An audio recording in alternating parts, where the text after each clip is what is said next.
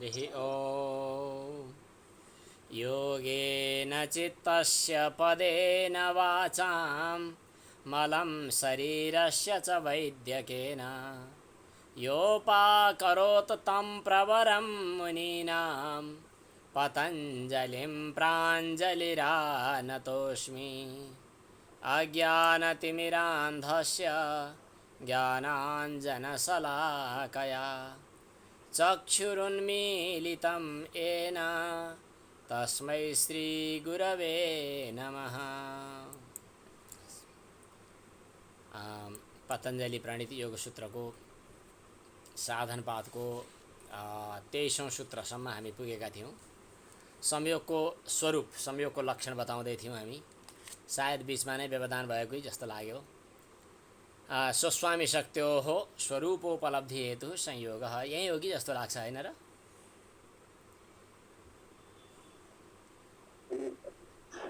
कृतार्थम, हजुर यतै जस्तो लाग्छ मलाई। कृतार्थम प्रति नष्टमपि अनष्टम तद अन्य साधारणत्वात्। कृतार्थ पुरुषका लागि त्यो नष्ट भइकन पनि अविद्या अनष्ट छ, किनभने प्रकृति अरूका लागि ऊ चलिरहने भएको हुनाले, अरू व्यक्तिहरूका लागि समान रूपले ऊ कर्म गरिरहने भएको हुनाले ऊ चाहिँ नष्ट भए पनि अनष्ट छ। यसको तात्पर्य सांख्य दर्शनको र योग दर्शनको जो परिणामवाद भन्छन्, कुनै पनि वस्तु नष्ट हुँदैन, वस्तु परिणामी हुन्छ, परिवर्तन भइरहन्छ। यस अर्थलाई, यो दर्शनलाई पनि यसले व्यक्त गरेको छ। अब त्यसो भए अन्तिममा आयो धर्मिणाम अनादि संयोगात् धर्ममात्राणामपि अनादि संयोगः। धर्म र धर्मीको संयोग भन्ने कुरा चाहिँ यो व्यास भाष्यमा उठेको छ। अगाडिको प्रसङ्गमा संयोगको कुरा छुटेको माने जोडिएको हुनाले यो सूत्र 23औं सूत्रमा चाहिँ स्वस्वामी शक्त्योः स्वरूपोपलब्धि हेतु संयोगः भनेर संयोगको लक्षण बताइयो, संयोगको स्वरूपको वर्णन गरियो। उच्चारण गर्न सकिन्छ कि? स्वस्वामी शक्त्योः उच्चारण। स्वस्वामी शक्त्योः स्वरूपोपलब्धि हेतुः स्वरूपोपलब्धि हेतुः संयोगः। संयोगः। हजुर, अब यहाँ तीनटा पद भयो, एउटा स्वस्वामी शक्त्योः, एउटा स्वरूपोपलब्धि हेतु, एउटा संयोगः। स्वस्वामी शक्त्योः भनेको सीधा सीधा अर्थ प्रकृति र पुरुषको। प्रकृति र पुरुषको कसरी भयो भन्दा स्वशक्ति भनेर प्रकृति, स्वामी शक्ति भनेर पुरुष, यी दुईटैलाई जोडेर एकैचोटि भन्दा स्वस्वामी शक्ति। द्विवचनमा स्वस्वामी शक्त्योः, प्रकृतिको र पुरुषको। स्वशक्ति भनेको प्रकृति र स्वामी शक्ति भनेको पुरुष, यी दुईटैको स्वरूपोपलब्धि हेतु भनेको स्वरूपलाई प्राप्त गर्ने जो कारण। यसको विशेष अर्थ व्याख्यामा आउँछ भाष्यमा। स्वरूपलाई उपलब्ध गर्ने, प्राप्त गर्ने जो कारण, दुईटैको भनेको प्रकृतिको पनि र पुरुषको पनि स्वरूपलाई प्राप्त गर्ने जो कारण हो, त्यसलाई संयोगः, संयोग भनेर भनिन्छ। अलि नबुझेको हो कि जस्तो जस्तो देखिन्छ। अब यसो थोरै व्याख्या विश्लेषण गरौँ। अब वस्तुतः अघि हामी भोग र अपवर्गका लागि भनेकै छौँ। दृश्य चाहिँ द्रष्टाको लागि हुन्छ। दृश्य द्रष्टाको लागि हुने भएको हुनाले दृश्य जतिलाई स्व भनेर भन्नु पर्यो। जो जसका लागि मालिक चाहिँ स्वामी हुन्छ, मालिकको वस्तु चाहिँ स्व हुन्छ। राजस्व भने जस्तै राजाको सम्पत्तिलाई राजस्व, ब्राह्मण सम्पत्ति ब्रह्मस्व भने जस्तै स्व भनेको सम्पत्ति हुन्छ। त्यो पुरुषको सम्पत्ति भएको हुनाले प्रकृतिलाई यहाँ स्व भनेर भन्नुपर्ने भयो। अनि त्यसको चाहिँ स्वशक्ति प्रकृति हो। स्वामी भनेपछि त्यसको सम्बन्ध जोसँग हुन्छ त्यो चाहिँ पुरुष भयो, स्वामी शक्ति। प्रकृतिका साथ पुरुषको सम्बन्ध किन हुन्छ त? प्रकृतिका साथ पुरुषको सम्बन्ध, प्रकृतिका साथ भनेको प्रकृतिका साथ हाम्रो पुरुषको सम्बन्ध केका लागि हुन्छ त भन्दाखेरि एक आपसमा स्वरूप जान्नका लागि, भने दुईटैको स्वरूप जान्नका लागि। जान्न त प्रकृतिले जान्दैन, पुरुषले नै जान्ने हो। त्यसका लागि जान्नका लागि हुन्छ।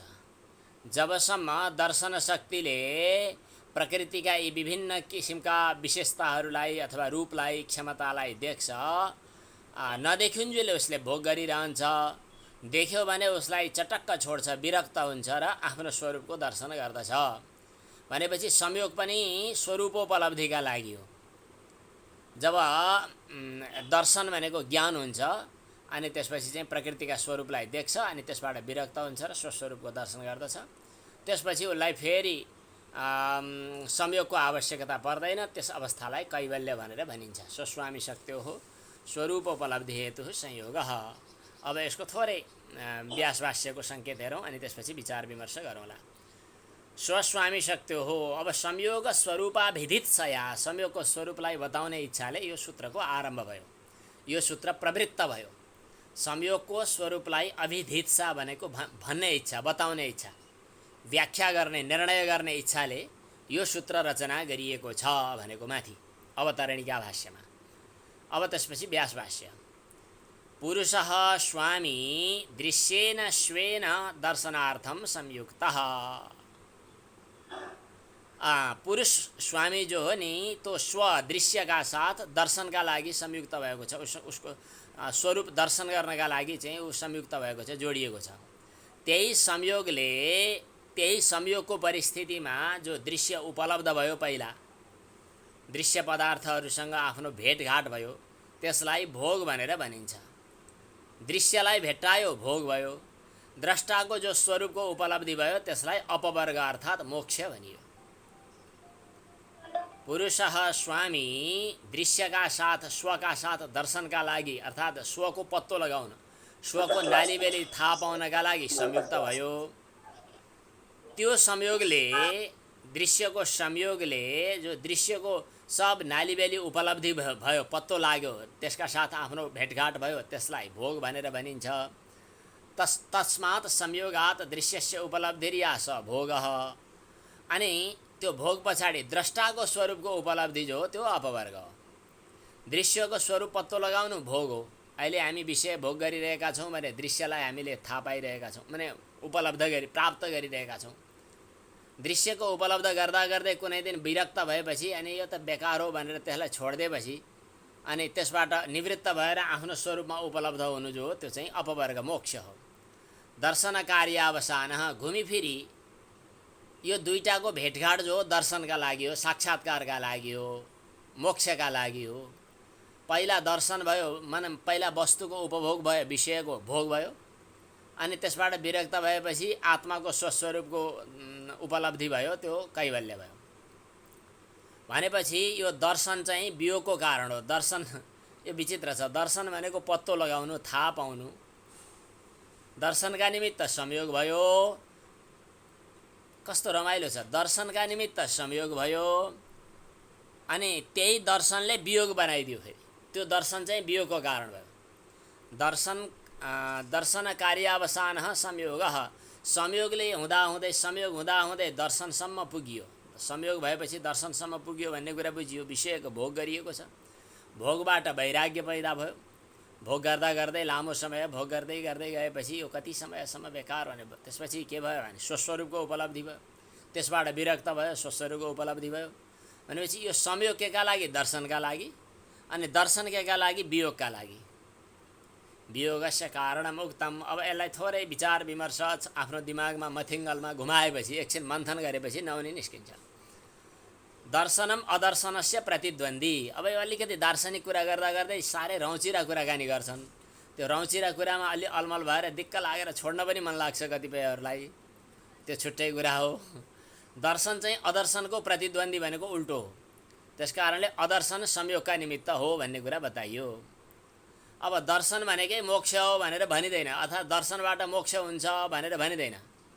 दर्शनबाट के हुन्छ त भन्दा अदर्शनको अभाव हुन्छ। दर्शनबाट अदर्शनको अभाव हुन्छ। दर्शन भनेकै अदर्शनको अभाव हो। अदर्शनको अभाव भनेको बन्धन नहुनु हो। बन्धन नहुनु नै मोक्ष हो। अर्को कुनै मोक्ष प्राप्त गर्नु, दर्शनबाट मोक्ष प्राप्त गर्नु भनेर अर्को मोक्षरूपी उपलब्धिलाई हात लिएर आउने भन्ने चिज हुँदैन। अदर्शनाभाव नै बन्धाभाव हो, त्यही नै मोक्ष हो। दर्शनस्य भावे बन्धकारणस्य अदर्शनस्य नाशः। दर्शन भयो भने बन्धनको कारण भएको अदर्शन नष्ट भयो।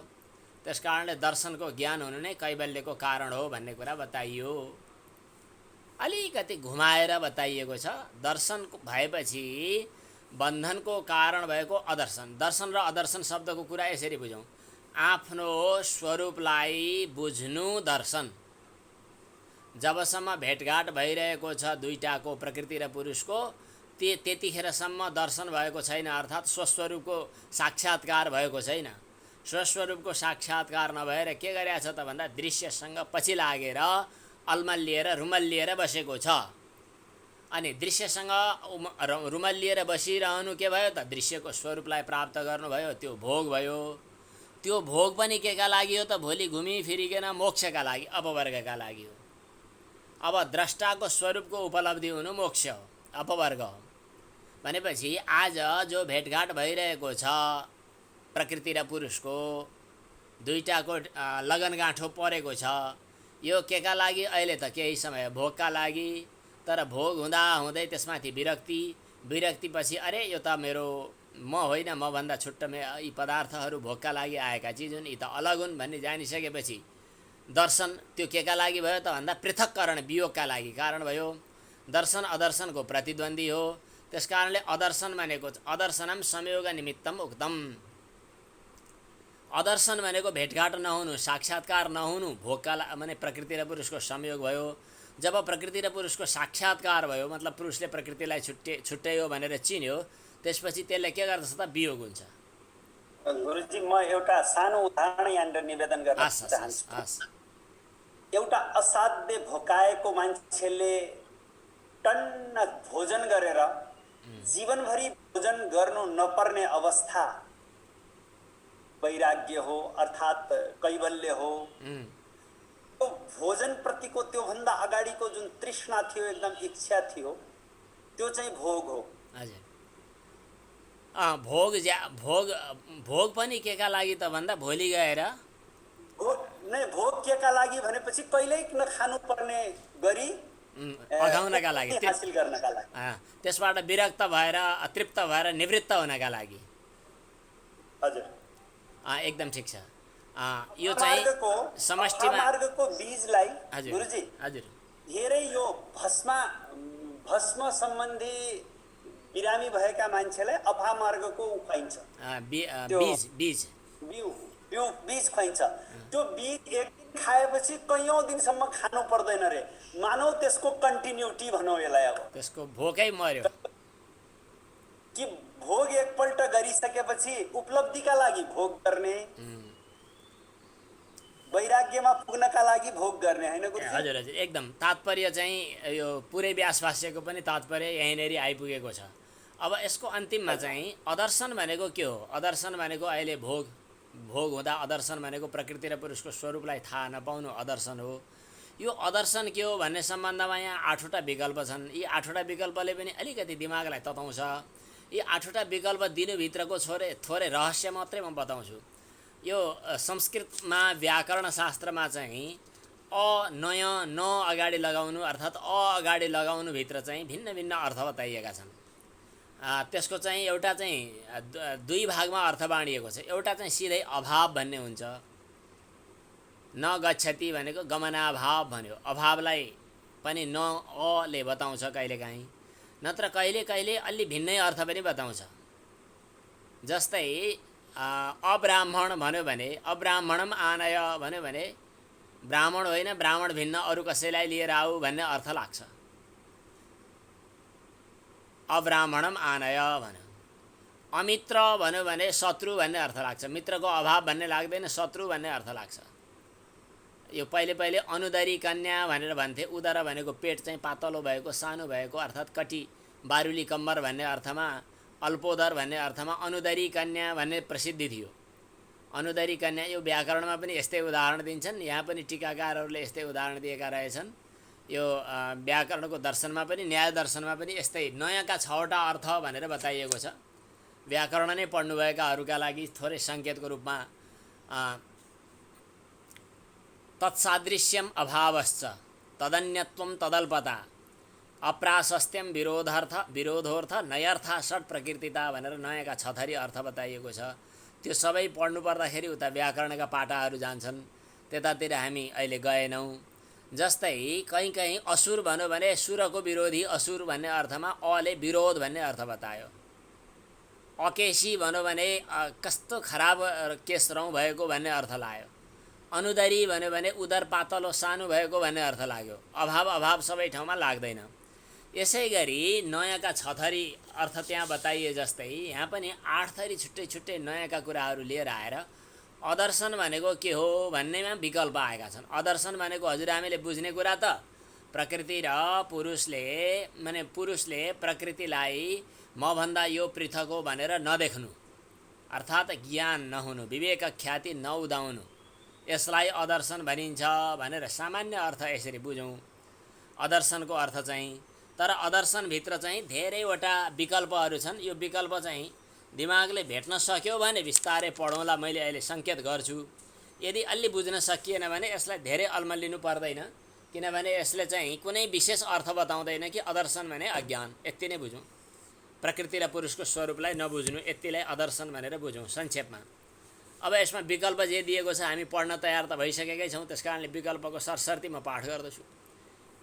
किञ्च इदम अदर्शनम नाम भनेको हो स्व र स्वामीको अर्थात् प्रकृति र पुरुषको चाहिँ भेटघाट नहुनु, अदर्शन हुनु भनेको के चाहिँ हो त भनेर यहाँ सोधिँदैछ।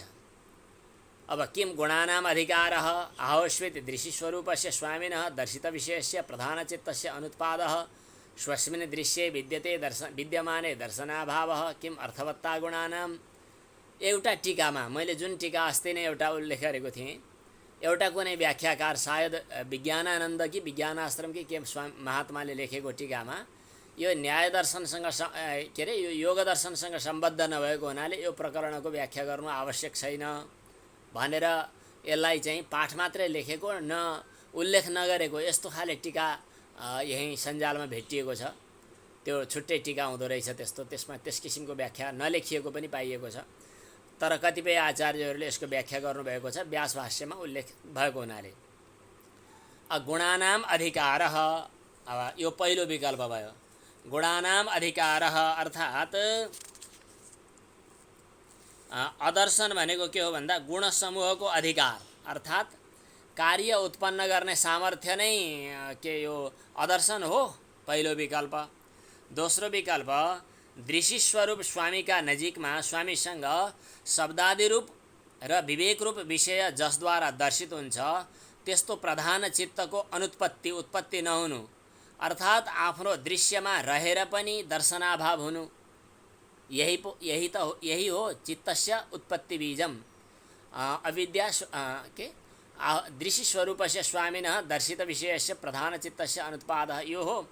अथवा तेस्रो नम्बरमा के आयो त भन्दाखेरि गुण समूहको अर्थवत्ताको अदर्शन हो। अनि चौथोमा के आयो, अथवा स्वचित्तका साथ प्रलयकालमा अथ अविद्या स्वचित्तेन सह निरुद्धा, स्वचित्तका साथ आफ्नो चित्तका साथ प्रलयकालमा निरुद्ध भएको अविद्या नै स्वचित्तको उत्पत्तिको बीज हो अदर्शन भनेको। अथवा स्थिति संस्कारको क्षय पछाडि गति संस्कार अभिव्यक्त हुनु के अदर्शन हो। यहाँ स्थिति संस्कार र गति संस्कार भनिन्छ, यो फेरि छुट्टै लामो कथा आउँछ। स्थिति संस्कार भनेको के, गति संस्कार भनेको के। स्थिति संस्कार क्षय, गति संस्कार अभिव्यक्ति भनौँ। अब यसको व्याख्या चाहिँ छोटोमा यहाँ आफै लेख्नुभएको छ भाष्यकारले, त्यति पाठ मात्रै गर्छु म। यत्र इदमुक्तम प्रधानम स्थित्या एव वर्तमानं विकाराकरणात् अप्रधानं स्यात् तथा स्थित्यैव गत्यैव वर्तमानं विकार नित्यत्वात् अप्रधानं स्यात् उभयथा च अस्य प्रवृत्तिः प्रधान व्यवहारं लभते न अन्यथा कारणान्तरेष्वपि कल्पितेषु एव समानश्चर्चः।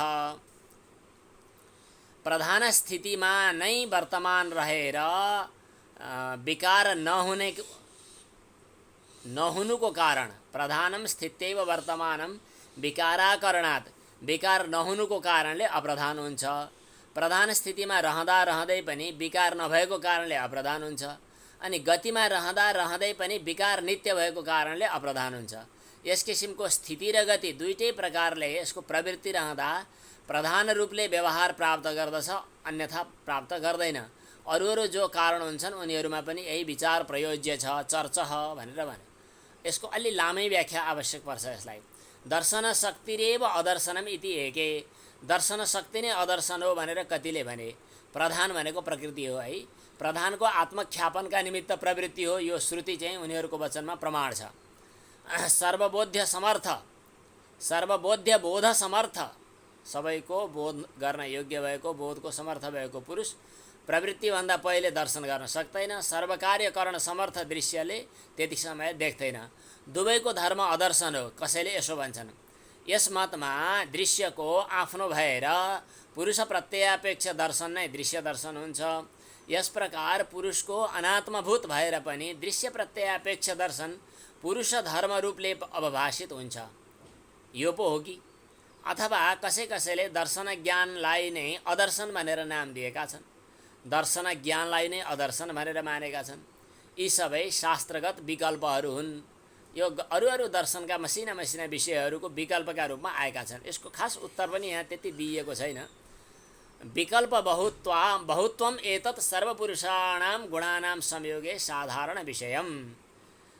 यी सबै मतभेदहरू जति जति भए पनि अदर्शनका विषयमा यी धेरै किसिमका विकल्पहरू हुँदाहुँदै पनि, बस विकल्प धेरै थरी छन्, तर पनि सबैको भनाइ के हो त भन्दा सर्वपुरुषाणां गुणानां संयोगे साधारण विषयम्। सबै पुरुषहरूका साथ गुणको जो संयोग हो त्यो अदर्शन हो। बस यति बुझ्ने निष्कर्ष। अहिले जति पनि हो यति सजिलो, बुझ्न गाह्रो पनि छ, बुझाउन पनि गाह्रो पर्ला, टीकाहरू धेरै व्याख्याहरू खोज्नु पर्दछ। यति कि सबै पुरुषहरूका साथ गुणको जो संयोग हो, के को निमित्त? पुरुषार्थ हेतु निमित्तक संयोग हो जो हो, त्यो चाहिँ सामान्यतया अदर्शन हो। अर्थात् प्रकृति र पुरुषको संयोग नै अदर्शन हो। यो अदर्शनका सम्बन्धमा विभिन्न किसिमका विकल्पहरू दिइयो र यसको चाहिँ निष्कर्ष के निस्क्यो त भन्दाखेरि यो स्वस्वामी शक्त्योः स्वरूपोपलब्धि हेतु संयोगः सूत्रमा बताइएको छ। तस्य हेतु अविद्या, यसको निष्कर्ष अघि पनि निस्किसक्यो, हामीले जे सामान्य रूपमा बुझ्यौँ। तस्य हेतु अविद्या, यो चाहिँ अविद्याको एउटा उपस्थापन गर्दै संयोगको हेतु नै अविद्या हो। यसलाई सजिलै छ, उच्चारण गर्न सकिहाल्नुहुन्छ। प्रसिद्ध सूत्र पनि हो यो। प्रसिद्ध सूत्र हो भन्नाले हाम्रो सायद टिपोटमा त आएको छैन, तर अविद्या भनेको के हो त भन्दा संयोगको कारण नै, प्रकृति र पुरुषको संयोगको कारण नै अविद्या हो भन्ने यसको अर्थ हो। तस्य भनेको त्यसको, अर्थात् अघिल्लो सूत्रमा जो संयोग शब्द आयो हो त्यो संयोगको। तस्य त्यसको अर्थात् संयोगको, प्रकृति र पुरुषको संयोगको। हेतु भनेको कारण नै, कारण अविद्या हो। वस्तुतः प्रकृति के अरे पुरुष चाहिँ निर्लेप छ, निर्विकार छ, असङ्ग छ। उपनिषदमा असङ्गो नहि सज्जते भनेर बताइएको छ। यो असङ्ग भएको, कसैसँग संयोग गरिरहनु नपर्ने निर्विकार चेतन प्रकृतिको अनादिकालदेखि प्रकृतिसँग जो सम्बन्ध छ त्यो सम्बन्ध चाहिँ अविद्या हो। अविद्याका कारणले नै यो सम्बन्ध अनादिकालदेखि भएको हो। त्यो सम्बन्ध वास्तविक सम्बन्ध होइन भन्ने देखाउनका लागि तस्य हेतुरविद्या, त्यो संयोगको हेतु अविद्या हो भनेर बताइयो। विपर्यय ज्ञानावसाना इत्यर्थ। विपर्यय ज्ञानावसाना इत्यर्थ, त्यो अविद्याको अर्थ हो विपर्यय ज्ञानावसाना। विपर्यय ज्ञानको वासनाले वासित भएको जो बुद्धि हो त्यो बुद्धि के गर्दछ त?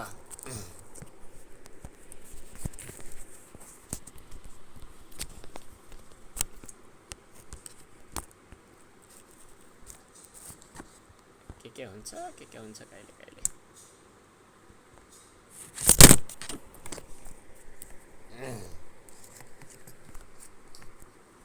यहाँ त ठिक छ।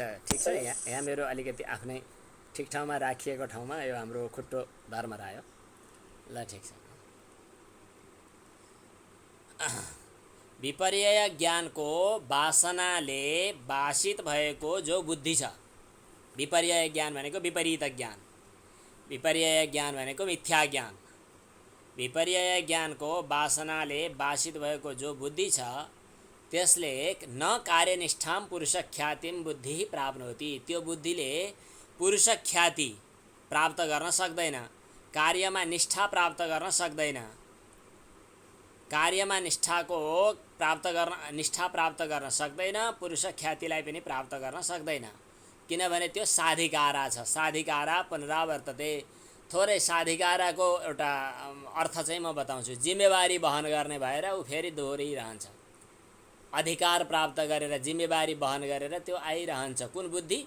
विपर्य ज्ञानको वासनाले बासित भएको बुद्धि। विपरीत ज्ञानको वासना बोकेर हिँडेको बुद्धिले पुरुष ख्याति प्रकट गर्न सक्दैन।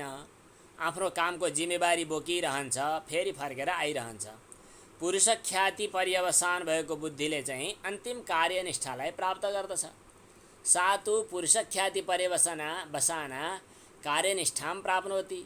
चरिताधिकारा निवृत्त दर्शना बन्धकारणा भावात् न पुनरावर्तते। यो अधिकार दायित्व पुरा गरिसकेपछि, चरिताधिकारा भनेको अधिकार पूर्ण दायित्व पूर्ण गरिसकेपछि निवृत्त अदर्शन भाव निवृत्त भयो। अब उसको जिम्मेवारी पुरा भयो, अदर्शन निवृत्त भयो, अधिकार निवृत्त भयो, अनि अब बन्धनको कारण छैन, बन्धनको कारण अभाव भयो, अब पुनरावृत्ति रहित भयो। न पुनरावर्तते। अब फेरि जन्मिनु फर्किनु परेन। यहाँ अघिल्लो पङ्क्तिले चाहिँ पुनरावर्तते भन्यो, पछिल्लो पङ्क्तिमा न पुनरावर्तते भन्यो। अघिल्लो पङ्क्तिले के गर्यो त? विपरीत ज्ञानले बासित भएको बुद्धि, त्यसले चाहिँ कार्यनिष्ठा प्राप्त गर्न सक्दैन, पुरुष ख्याति प्राप्त गर्न सक्दैन, त्यो अधिकार बोकेर फेरि फर्किन्छे। सातु पुरुष ख्याति पर्यवसाना। तर जुन बुद्धि चाहिँ पुरुष ख्याति भनेको पुरुषको स्वरूप साक्षात्कार हुने परिस्थितिमा पर्यवसान भनेको टुङ्गिएको जो बुद्धि हो, त्यसले अन्तिम कार्यनिष्ठालाई प्राप्त गरिसकेको हुनाले अधिकार आफ्नो दायित्व पनि पुरा भयो, बन्धन रहित भएर अब फेरि बन्धनको कारण नभएको हुनाले पुनरावृत्त पनि हुनु परेन, अब फेरि जन्म मृत्युको लागि आउनु परेन। यो प्रसङ्ग चाहिँ बताइयो तस्य हेतु र विद्याको अर्थ। अब यसलाई एउटा उटपटाङ व्यक्तिले, उटपटाङ भन्छन् कहिलेकाहीँ, उल्टो कुरा गर्ने मान्छेले, ठट्यौली गर्ने मान्छेले, कोही भनौँ प्रतिपक्षीले एउटा दृष्टान्त दिएर चाहिँ व्यङ्ग्य गर्यो। के भन्छ? अत्र कश्चित् षण्डकोपाख्यानेन उद्घाटयति। यो कुरालाई षण्डक भनेको चाहिँ सन्तति पैदा गर्न नसक्ने प्रकृतिको पुरुष, नपुंसक भनेर भनिन्छ, जसलाई षण्डकको उपाख्यान भनेको कथाले यो कुरा प्रकट गर्न खोजियो।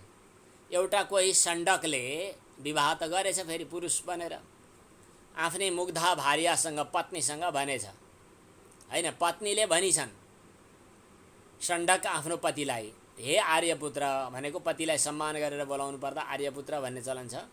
मेरी बहिनीका सन्तानहरू भइसके, मेरो सन्तान किन भएन भनेर सोधी। स ताम आह।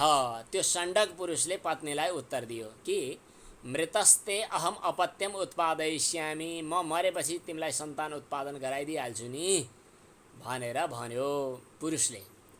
जसरी त्यो अलि उल्टो कुरा गर्यो, त्यस्तै यहाँ तपाईँको भनाइ आयो भनेर उसले अलिकति झाडेर भन्न खोज्दैछ।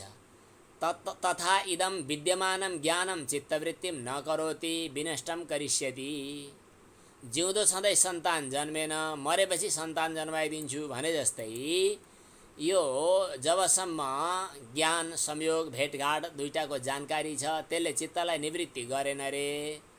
जब चाहिँ चरिताधिकारा निवृत्त अदर्शना, जब चाहिँ निवृत्त भइसक्यो, बुद्धि नष्ट भइसक्यो, नष्ट भइसकेपछि त्यसले चित्त निवृत्ति गर्छ।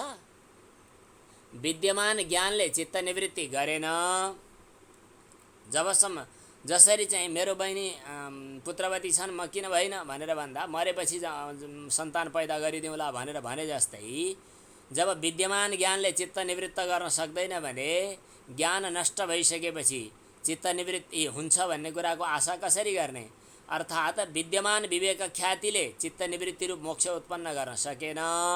परवैराग्यद्वारा विनष्ट भइसकेपछि मोक्ष उत्पन्न गर्दछ भन्ने कुराको आशा कसरी गर्न सकिन्छ भनेर जिज्ञासा राख्यो एउटाले। अब आचार्य देशीय भनेको आचार्यले भनिरहनु परेन, आचार्यको पक्षबाट कोही शिष्यले उत्तर दियो कि ननु बुद्धि निवृत्तिरेव मोक्ष, बुद्धि निवृत्ति नै मोक्ष हो। बुद्धि भएर बुद्धिले जिउँदै छँदा छँदै मोक्ष गराउँछ भन्ने कुरा होइन, बुद्धि निवृत्त हुनु मोक्ष हो। यहाँ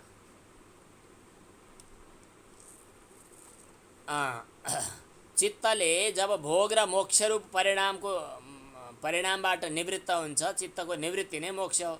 चित्तको भोग र अपवर्गरूप परिणाम निवृत्ति अदर्शनको अभावले हुन्छ। अदर्शनको अभावले चाहिँ भोग र अपवर्गरूप परिणाम हुन्छ। त्यो अदर्शन बन्धनको कारण हो। त्यो अदर्शन निवृत्ति हुनु भनेको दर्शन भने हो है, घुमाएर फेरि अदर्शनको निवृत्ति हुनु चाहिँ विवेक दर्शनले हुन्छ। विवेक दर्शनको निवृत्ति चाहिँ परवैराग्यले हुन्छ। तत्र आचार्य देशीयो भक्ति बुद्धि निवृत्तिरेव मोक्षः अदर्शन कारणाभावात् बुद्धि निवृत्तिः तच्च अदर्शनम बन्ध कारणम दर्शनात् निवर्तते।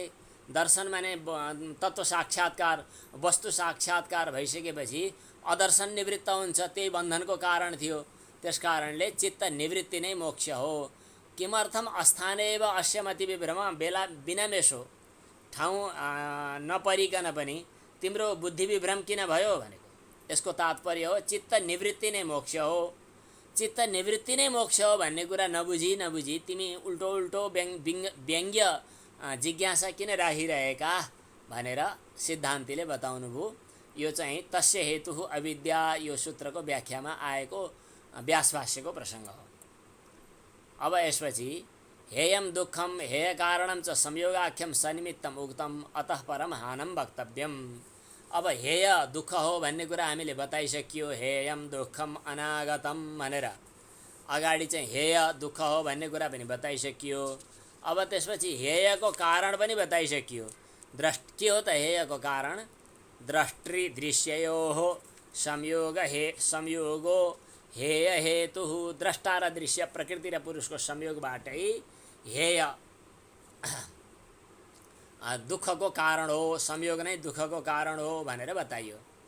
हेय कारणम संयोगाख्यम सनिमित्तम उक्तम अतः परम, यसपछि हानम वक्तव्यम। अब हामी हानको बारेमा चर्चा गर्दछौँ। चारवटा कुरा छन्, हेय हेय हेतु हान हानोपाय। अब हामी हानको कुरा गर्दछौँ। अब यसलाई उच्चारण गरौँ है त। तद अभावात् संयोगाभावो हानम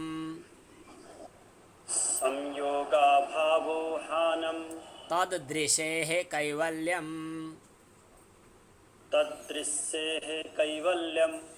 तद अभावात् भनेको त्यसको अभावले। कसको अभाव भन्दा अघिल्लो सूत्रमा जे बताइएको छ त्यसैलाई त्यो भनेर सङ्केत गरिन्छ।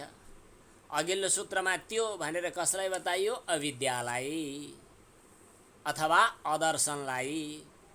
तत् अभावात् भनेको त्यो अदर्शन नहुँदा अर्थात् अविद्याको अभावमा। संयोगाभाव भनेको द्रष्टा र दृश्यको संयोग हुँदैन। द्रष्टा र दृश्यहरू अलग अलग रहन्छन्।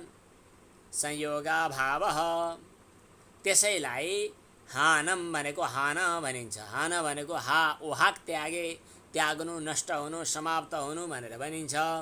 अब हानम शब्दको अर्थ चाहिँ नष्ट हुनु भन्ने अर्थ हो है। पुनर्जन्म आदि दुःखहरूको अत्यन्त अभाव हुनु भनेर टीकामा लेखिएको छ। हानम भनेको नष्ट हुनु। तत् भनेको त्यही हान नै। दृश्य भनेको दृश्य अर्थात् चैतन्य आत्माको। कैवल्यम भनेको कैवल्य अवस्था हो। हान हुनु नै कैवल्य अवस्था हो। हान अर्थात् दुःखको अत्यन्त अभाव। तत् अभावात् भनेको अविद्याको अभावले। संयोगाभाव भनेको द्रष्टा र दृश्यको संयोग हुँदैन, संयोगको अभाव हुन्छ।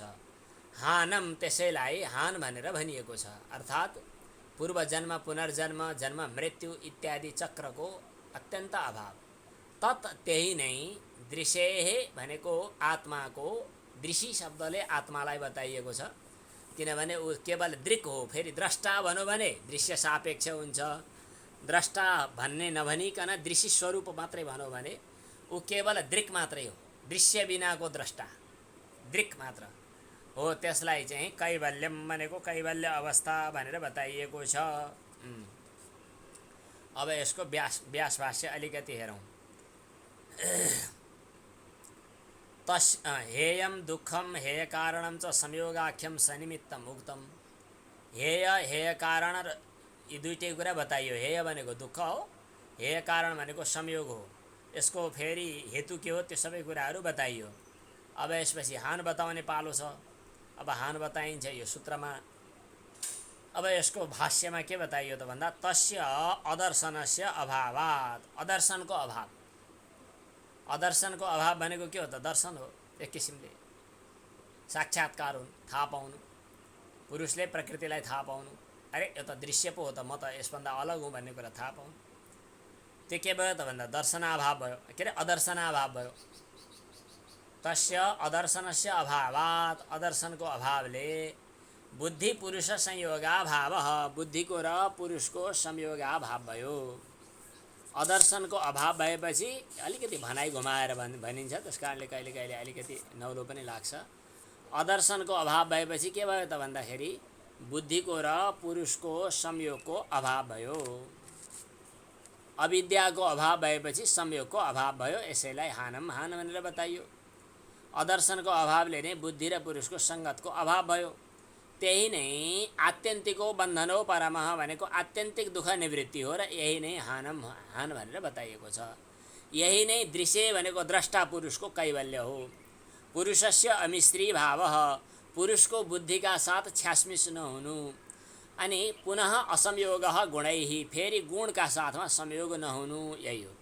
दुःख कारण निवृत्तौ दुःखो परमः हानम, दुःखको कारण निवृत्त भइसकेपछि दुःखको आत्यन्तिक निवृत्ति हुनु नै परम हान हो।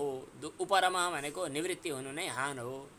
तदा त्यतिखेर पुरुष के हुन्छ त भन्दा स्वस्वरूपमा प्रतिष्ठित हुन्छ भनेर बताइयो। यो त सजिलो आयो। फेरि एकपटक सूत्र उच्चारण गरौँ अनि अगाडि बढौँ लागि। तदभावात् संयोगाभावो हानम, तद्भावात् संयोगाभावो हानम्, तत् दृशेः कैवल्यम्, तदृश्येः कैवल्यम्, तद अभावात् अविद्याको अभावले संयोगाभाव भनेको पुरुषको र बुद्धिको संयोग नहुनु, त्यसैलाई हानम हान भनेर भनिन्छ। त्यो नै दृश्य अर्थात् आत्माको कैवल्य अवस्था हो। स्वरूप प्रतिष्ठा इत्युक्तम। अब हानको उपाय के हो भन्ने कुरा आयो। अथ हानस्य कः प्राप्त्युपायः। अब यसपछि हानको प्राप्ति उपाय के हो? विवेक ख्याति रविप्लवा हानोपायः। उच्चारण। विवेक ख्यातिरविप्लवा हानोपायः। विवेक ख्याति छुट्टै पद, अविप्लवा छुट्टै पद, अविप्लवा हानोपायः, विवेक ख्याति यो छुट्टै पद, अविप्लवा छुट्टै पद, छुट्याएर भन्दा जे छ त्यही भन्दा त त्यहाँ जे छ त्यही भन्नु पाइन्छ। विवेक ख्याति रविप्लवा हानोपायः, यसलाई छुट्याएर भन्नुपर्दाखेरि अविप्लवा हानोपायः।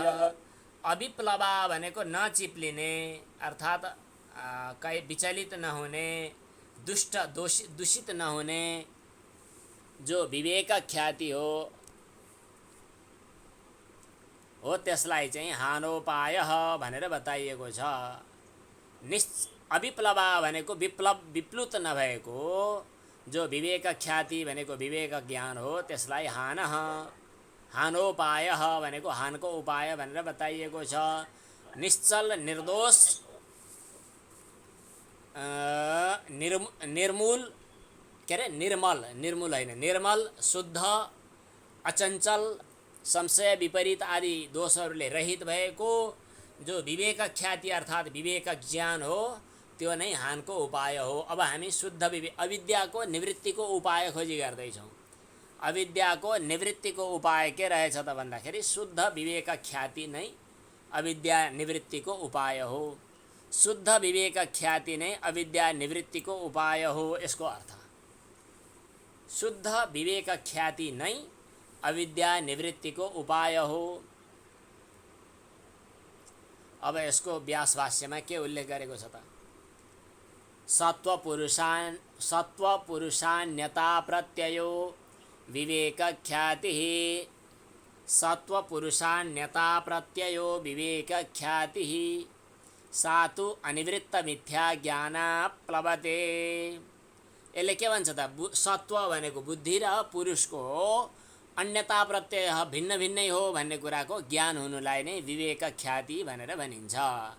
बुद्धि प्रकृति छुट्टै हो, म पुरुष छुट्टै हुँ भनेर बुद्धि र पुरुषको भिन्नताको ज्ञान नै विवेक ख्याति हो।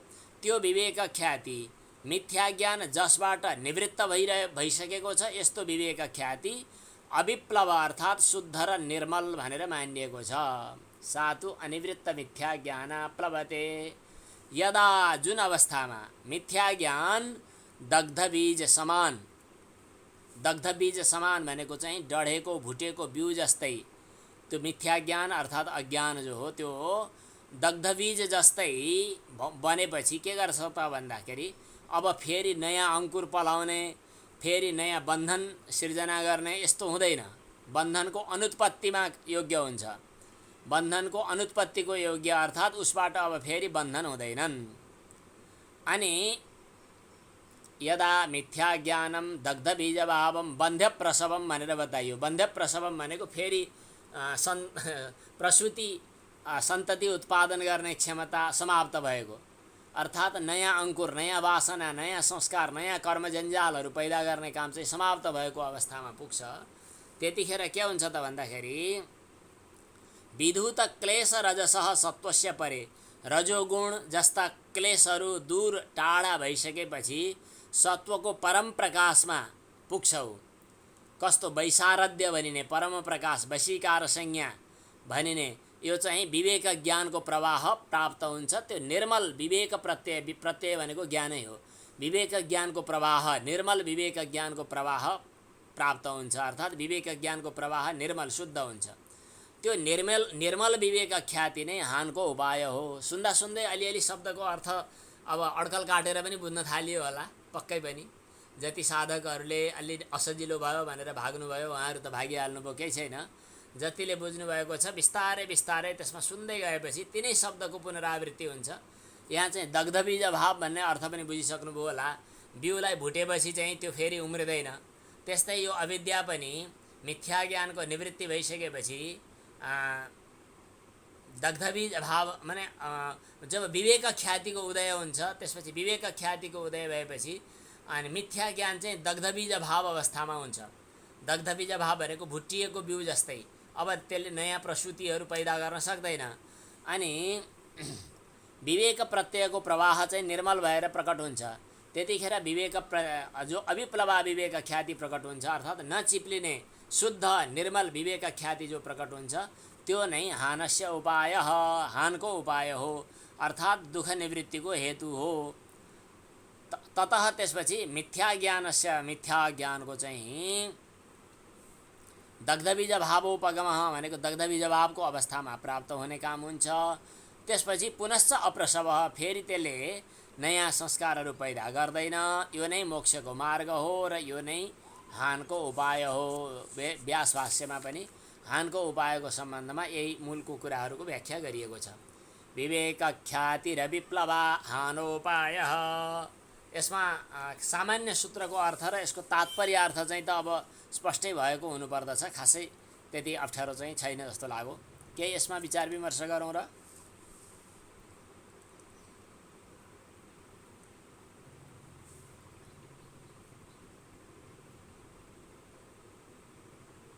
के छ यहाँहरूको? उहाँहरूलाई म एकछिन अनम्युट गर्छु गुरुजी। हजुर, हस्।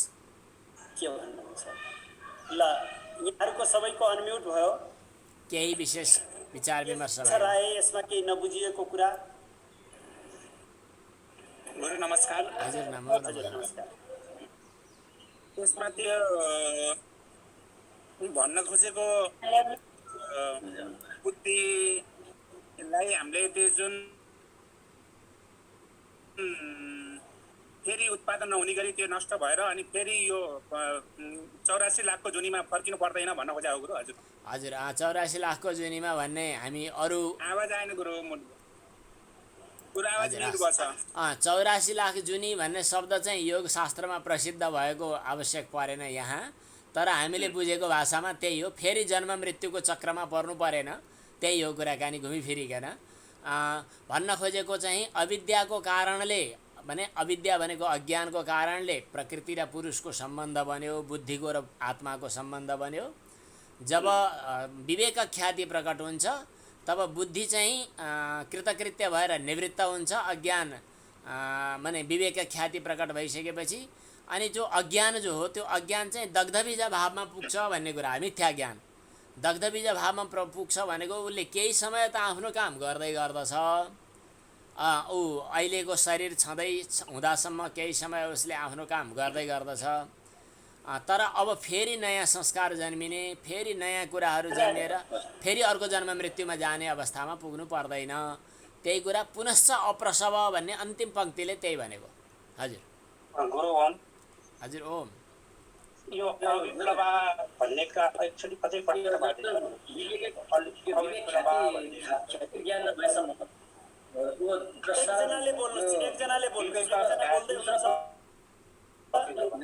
एकजना बोल्दै हुनुहुन्छ, अरूले म्युट राखौँ। एकजना हजुर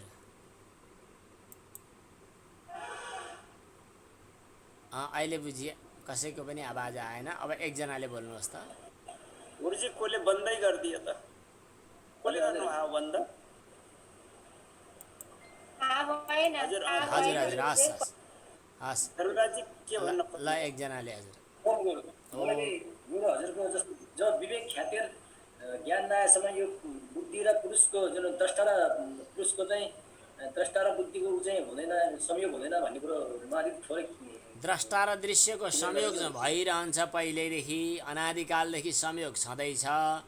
विवेक ख्याति उदय भएपछि संयोगको प्रयोजन सकिन्छ अनि संयोग बन्द हुन्छ।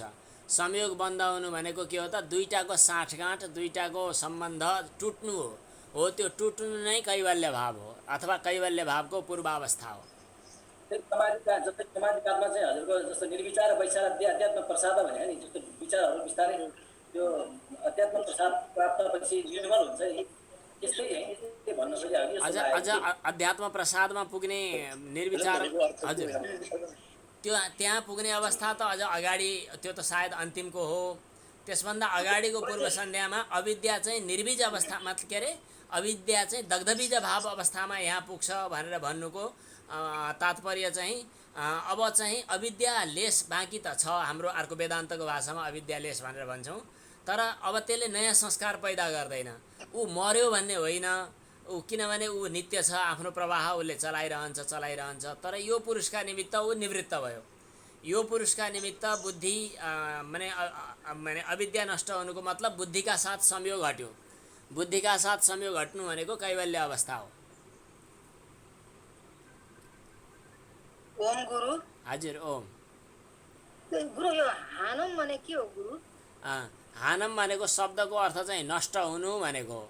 तर के को नष्ट हुने त भन्दाखेरि अघिल्ला चाहिँ हेयोपाय भनेर के बताएको थियो नि। हेय भनेको दुःख हो, के अरे हो। त्यसको हान भनेको पूर्वजन्म फेरि पुनर्जन्म हुँदा हुने जति जति दुःख हुन्, ती दुःखहरू अब कहिल्यै पनि नहुने गरी पूर्णतया समाप्त हुनु भनेको हान भनेको। हान भनेको नष्ट हुनु भनेको। अब फेरि हानको उपाय के हो त भनेर दोस्रो सूत्रमा सोध्यो। विवेक ख्याति पैदा हुनु हानको उपाय हो भनेर। यो पारिभाषिक शब्द भएको हुनाले त्यही दोहोऱ्याउनै पर्ने मजा हुन्छ।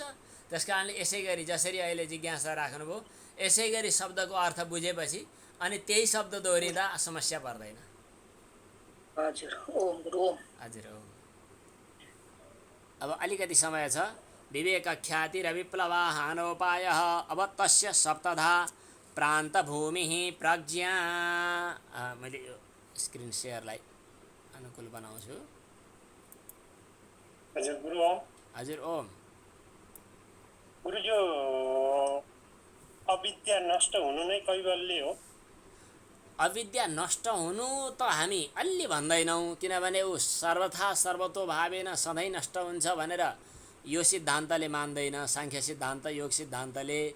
तर अविद्या भनेको के हो त, माने अविद्या भनेको के हो त, दुईटाको संयोग हो। त्यहाँ अघि हामीले नबुझेको एकदमै जटिल व्याख्यामा के बताएको छ भने दुईटाको संयोग चाहिँ निवृत्त हुनु, संयोग चाहिँ समाप्त हुनु। तस्य हेतु अविद्या, अविद्याको कारणले संयोग भयो।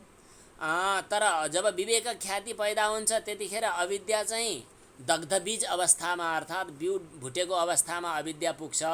यो पुरुषका लागि नयाँ संस्कारहरू पैदा गर्दैन। यसको तात्पर्य के भयो त भन्दाखेरि संयोग समाप्त भयो, संयोग हट्यो। जुन संयोग हटिसकेपछि, संयोग भन्नाले दुईटाको सम्बन्ध बुद्धि र पुरुषको, बुद्धि र पुरुषको संयोग हटिसकेपछि पुरुष आफू मात्र स्वतन्त्र केवल अवस्थामा पुग्यो। त्यो केवल अवस्थामा पुग्नु भनेको अविद्या निवृत्त हुनु हो। अविद्या मर्यो भनेर सबैका लागि मर्यो भन्न अलि मिलेन। कृतार्थम प्रति नष्टमपि अनष्टम भनेर नष्ट भयो भने पनि उसको प्रवाह चलिरहेको हुनाले ऊ सधैँका लागि सबैका लागि मर्यो त भन्न मिल्दैन। तर यो आत्माको लागि, यो पुरुषको लागि चाहिँ उसको कृत्य पुरा भयो, उसले गर्ने संयोग चाहिँ हट्यो, संयोग निवृत्त भयो। संयोग निवृत्त हुनु भनेको कैवल्य अवस्था हो। मैले अलिअलि बुझाउन सकेँ? होइन, जिज्ञासा राखौँ त्यसो गर्यो भने, किनभने आफूले कुन एउटा स्पिडमा भनिएको पनि हुन्छ, त्यसले सबैलाई त्यति नहुन पनि सक्छ। अब अर्को एउटा सूत्र अलिकति वाचन गरिहालौँ, किनभने भोलिदेखिबाट योगाङ्गको कुराहरू उठ्छ। तस्य सप्तधा प्रान्तभूमिः प्रज्ञा, म यसलाई स्क्रिन सेयर पनि गरिहालौँ है। तस्य सप्तधा प्रान्तभूमिः प्रज्ञा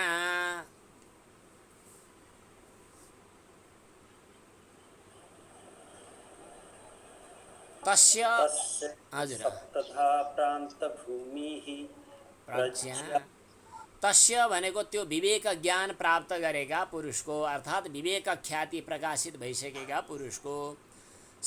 प्रान्तभूमि प्रज्ञा भनेको अन्तिम स्थितिवाला प्रज्ञा चाहिँ सप्तधा 7 किसिमको हुन्छ। तस्य भनेको त्यो विवेक ख्याति प्राप्त गरेका पुरुषको, त्यो निर्मल विवेक ख्याति प्राप्त भएका योगी पुरुषको। सप्तधा भनेको 7 प्रकारको, प्रान्तभूमि भनेको छेउ, सीमा, पल्लो छेउ, माथिल्लो अवस्था, उच्चो अवस्था भएको प्रज्ञा भनेको प्रज्ञा बुद्धि प्राप्त हुन्छ।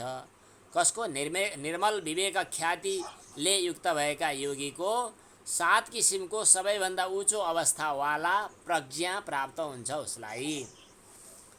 निर्मल र निश्चल विवेक ख्याति प्रकट भइसकेपछि योगीको चित्तभित्र रहेको आवरण मल सबै पूर्णतया नष्ट हुन्छ। त्यो नष्ट भइसकेपछि उसलाई चाहिँ सांसारिक वस्तुहरूको प्रतीति, सांसारिक वस्तुहरूको ज्ञान हुँदैन, विवेक ख्याति प्रकट हुन्छ। त्यतिखेर चाहिँ उसको चाहिँ 7 किसिमको विचारको चिन्तनको उचाइ अवस्था हुन्छ। यो कुरा चाहिँ पछाडिको सूत्रमा तदा कति कैवल्यपादको अन्तिममा तदा सर्वावरणमलापेतस्य ज्ञानस्य आनन्त्याज ज्ञेयम अल्पम भन्ने सूत्रमा यसको प्रसङ्ग उठाइएको छ। अज्ञानका पर्दाहरू, अज्ञानका आवरणमल, ढक्कन, पर्दाहरू नष्ट भइसकेपछि जुन ज्ञान प्रकट हुन्छ त्यसको सीमा छैन।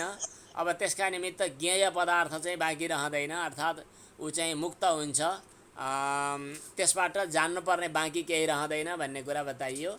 तस्य इति प्रत्युदित ख्यातेः प्रत्याम्नायः, जसको ख्याति उदय भइसकेको छ त्यस्ता व्यक्तिका लागि चाहिँ यो बताइयो। तस्य उदित ख्यातेः भनेर बताइयो।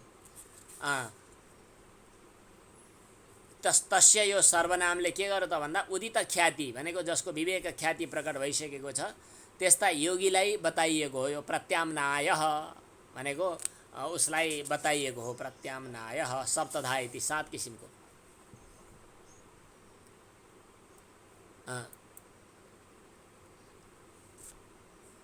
सप्तधा भनेको 7 प्रकार भन्नुको तात्पर्य के हो त भन्दा इति अशुद्धि आवरण मलापगमात चित्तस्य प्रत्ययान्तरानुत्पादे सति अशुद्ध किसिमको अशुद्धि रूप आवरण मल नष्ट भएपछि अरू कुनै ज्ञान पैदा हुँदैनन्। अरू प्रत्ययान्तर, प्रत्यय भनेको अरू प्रतीति अरू ज्ञान पैदा हुँदैनन्। अनि विवेकीमा 7 प्रकारको प्रज्ञाको स्थिति हुन्छ, जो 7 प्रकारका प्रज्ञाहरू चाहिँ यहाँ उल्लेख गरिएको छ। यो ज्ञानीको चिन्तनको उचाइ अवस्था जहाँ विवेक ख्याति प्रकट भइसकेको छ। परिज्ञातम हेयम नाश्य पुनः परिज्ञेयम अस्ति, यो ज्ञेय शून्य अवस्था। अर्थात् जान्नुपर्ने जे थियो त्यो जानिसकियो, अब जान्नुपर्ने केही बाँकी छैन भन्ने कुरा उसलाई थाहा हुन्छ। यो ज्ञेय शून्य अवस्था भनेर टिप्दा हुन्छ 1 नम्बरलाई। अब 2 नम्बरमा आयो हेय शून्य अवस्था। क्षीण हेय हेतवः न पुनरेषां क्षेतव्यमस्ति। अब हेयका कारणहरू चाहिँ अब नष्ट भइसके, अब चाहिँ फेरि नष्ट गर्नुपर्ने कुरा कुनै बाँकी छैन भन्ने कुरा थाहा पाउनु। जसलाई समाप्त गर्नु थियो, शत्रु मार्नु थियो, मरिसक्यो। द्रष्टा र दृश्यको संयोग जो हेयको हेतु हो त्यसको अभाव भइसक्यो, अर्थात् द्रष्टा र दृश्यको संयोगको अभाव भइसक्यो। अर्थात् द्रष्टा छुट्टै दृश्य छुट्टै भनेर अलग अलग विवेक भइसक्यो। अब फेरि पनि अभाव गर्नुपर्ने कुरा कुनै बाँकी छैन भन्यो, हेय शून्यावस्था 2। अब तेस्रोमा आयो प्राप्य प्राप्त अवस्था। जो प्राप्त गर्नुपर्ने बाँकी थियो त्यो सबै प्राप्त गरिसकियो। समाधिद्वारा केवल अवस्था प्राप्त, कैवल्य अवस्था प्राप्त भइसक्यो। हजुर, अब प्राप्त गर्नुपर्ने कुरा कुनै पनि बाँकी छैन भन्यो, यो तेस्रो अवस्था भयो। यी साक्षात्कृतम निरोध समाधिना हानम। अब चौथो अवस्था भावितो विवेक ख्याति रूपो हानोपायः। अब विवेक ख्याति रूप हानोपाय पनि सिद्ध भइसक्यो। अब विवेक ज्ञान सिद्ध भइसक्यो, अब गर्नुपर्ने केही कुरो बाँकी छैन। यस किसिमको 4वटा कार्य विमुक्ति, प्रज्ञाका कार्य विमुक्ति यी हुन्। अर्थात् यसरी बुझौँ, यी 7वटा प्रज्ञाहरूमध्ये 3टा प्रज्ञा चाहिँ चित्तमुक्ति प्रज्ञा, चित्त विमुक्ति प्रज्ञा भनेर मानियो। अगाडिका 4वटा चाहिँ कार्य विमुक्ति प्रज्ञा। कार्य विमुक्ति प्रज्ञा अन्तर्गत पहिलो ज्ञेय शून्य अवस्था, दोस्रो हेय शून्य अवस्था, तेस्रो प्राप्य प्राप्त अवस्था अर्थात् प्राप्यलाई प्राप्त गरी कृतकृत्य भने जस्तै, चौथो चाहिँ चिकित्सा शून्य अवस्था भयो। अब त्यसपछि चित्त विमुक्ति प्रज्ञाका अरू 3टा भागहरू चाहिँ यहाँ बताइयो। अब चित्त विमुक्ति स्तुत्रयी चरिताधिकारा बुद्धि, अर्थात् चित्त कृतकृत्य भयो, कृतार्थ भयो। चित्तले आफ्नो अधिकार भोग र मोक्ष दिने काम दुईटै पुरा गर्यो। अघि धेरै खाना खाएर अघाएपछि फेरि खाने इच्छा लागेन भने जस्तै भोग पनि पुरा गर्यो, अनि त्यसबाट विरक्त भएपछि स्व आत्मसाक्षात्कारमा लाग्यो पुरुष, अनि स्वसाक्षात्कार भइसकेपछि अपवर्ग पनि प्राप्त भयो भनेपछि दुवैको प्रयोजन पूर्ण भइसक्यो। यो भयो 5औं। अब त्यसपछि 6टोमा आयो गुणलीन अवस्था। गुणाः गुणहरू गिरिशिखर कूटच्युता इव ग्रावाणः, पर्वतको टाकुरोबाट फ्याँकिएको ढुङ्गा जस्तै। अब कहाँ बिचमा अड्किने हो र अड्किने ठाउँ नै छैन, गुल्टुङ गुल्टुङ गर्दै तल तल तल तल तल तल पुग्छन्, जहाँ खोलोमा पुगिसक्छन् र लीन भइसक्छन् भन्ने अवस्था आयो। गुणाः गिरिशिखर कूटच्युताः, गुणहरू पर्वतको टाकुरोको माने चुचुराको टुप्पोबाट खसेका, यो 6टोको कुरा हुँदैछ। ग्रावाणः ढुङ्गाहरू जस्तै। निरवस्थानः, कहीँ नरोकिकन पृथ्वीमा जान्छन् र अझ यतिसम्म कि ड्याङ्ग्र्याङ डुङरुङ भएर उनीहरू फुटेर सब चूर्ण चूर्ण हुन्छन्। स्वकारणे प्रलयाभिमुखा सह तेन अस्तङ गच्छन्ति, अस्त हुन्छन्। यिनीहरू फेरि पैदा हुने सम्भावना छैन। न च येषां प्रविलीनानां पुनरस्ति उत्पादः, किन प्रयोजन छैन। यो किसिमको अवस्थालाई भनियो गुणलीनता अवस्था। अब यसपछि 7औं अवस्थामा जाउँ, आत्मस्थिति।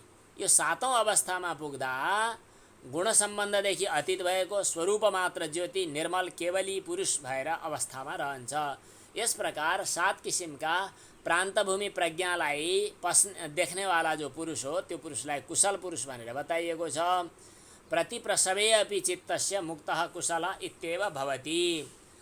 त्यस किसिमको चाहिँ प्रतिप्रसव भनेको प्रसव प्रसुति भनेको उताबाट यता जन्मिनु पैदा हुनु, प्रतिप्रसव भनेको जहाँबाट जन्मिएको उहीँ गएर विलिन हुनु, आफ्नो कारणभित्र पस्नु, त्यसलाई प्रतिप्रसव भन्छन्। उल्टो उत्पत्ति भएको ठाउँमा गएर विलिन हुनु। यो प्रतिप्रसव अवस्थामा चित्त के हुन्छ त? यो अलिकति अरू दर्शन वेदान्तहरूसँग अलि फरक पनि पर्छ। यहाँनिर चित्त जब आफ्नो कारणमा लिन हुन्छ त्यतिखेर चाहिँ आत्मा बाँकी छँदैछ, आत्मा कुशल छ, विदेह मुक्त छ, गुणातीत छ, ऊ कुशल अवस्थामा रहन्छ, कैवल्य अवस्थामा रहन्छ।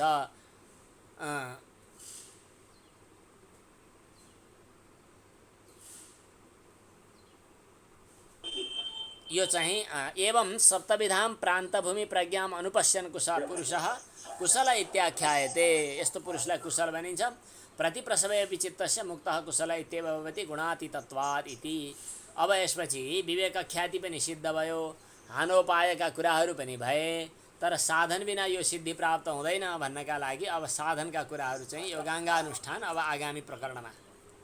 आज यहीँ विश्राम गरौँ। ओम। धन्यवाद।